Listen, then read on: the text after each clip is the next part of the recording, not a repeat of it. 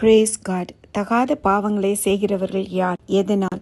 தேவனை அறிந்தும் அவரை மகிமைப்படுத்தாமல் தன்னுடைய சிந்தையிலே வீணரானவர்கள் தன்னுடைய இருதயத்தின் இச்சைகளினாலே ஒருவரோடு ஒருவர், ஆணோடு ஆண், பெண்ணோடு பெண் தங்களுடைய சரீரங்களை அவமானப்படுத்ததாக தேவனே அவர்களை அசுத்தத்திற்கு ஒப்பு கொடுத்தார் அப்படின்னு ரோமர் 1:28 முதல் 31 வசனங்கள் வரை சொல்லப்பட்டிருக்கு. சகலவித அநியாயம், வேசித்தனம், துரோகம், பொருளாசை, குரோதம், பொறாமை, கொலை, பெருமை, வாக்குவாதம், வஞ்சகம், வன்மம், புறங்கூறுதல், அவதூறு, தேவ பகைஞர், துராகிருதம் பண்ணுகிறவர்கள், அகந்தை, வீம்பு, பொல்லாதவைகளை பிணைக்கிறவர்கள், உணர்வு இல்லாதவர்கள், உடன்படிக்கையை மீறுகிறவர்கள், சுவாபன்பில்லாதவர்கள், இணங்காதவர்கள், இரக்கம் இல்லாதவர்களுமாய் இருக்கிறார்கள். இப்படிப்பட்டவர்களை செய்கிறவர்கள் மரணத்திற்கு பாத்திரராக இருக்கிறார்கள். கலாத்தியர் 5:19 விபச்சாரம், வீசித்தனம், அசுத்தம், காம விகாரம், விக்கிர ஆராதனை, பில்லி சூனியம், பகைகள், விரோதங்கள், வைராக்கியங்கள், கோபங்கள், சண்டைகள், பிரிவினைகள், மார்க்க பேதங்கள், பொறாமைகள், கொலைகள், வெறிகள், களியாட்டுகள் முதலானவைகளை செய்கிறவர்கள் தேவனுடைய ராஜ்யத்தில் சுதந்திரிப்பதில்லை. வெளிப்படுத்தல் 21:8 பயப்படுகிறவர்கள், அவிசுவாசிகள், அருவருப்பானவர்கள், பொய்யர் யாவரும் இரண்டாம் மரணத்திற்கு ஒப்பு கொடுக்கப்படுகிறார்கள். தேவன் அவர்களை இழிவான இச்சை ரோகங்களுக்கு ஒப்பு கொடுத்ததன் காரணம் தேவனுடைய சத்தியத்தை அவர்கள் பொய்யாய் மாற்றி சிருஷ்டிகரை சேவியாமல் சிருஷ்டியை சேவித்தது நிமித்தம். மன்னிப்பு கேட்போம், மனம் திரும்புவோம். இத்தகைய தகாத செயல்களுக்கு தேவன் என்னை ஒப்புக் கொடுக்கவில்லை என்று சொல்வீர்களானால் தேவன் உங்களை முன்குறித்து அழைத்து நீதிமான்களாக்கி இருக்கிறார் என்ற அர்த்தம். நாம் பரலோகத்திற்குரியவர்கள். அல்லேலுயா.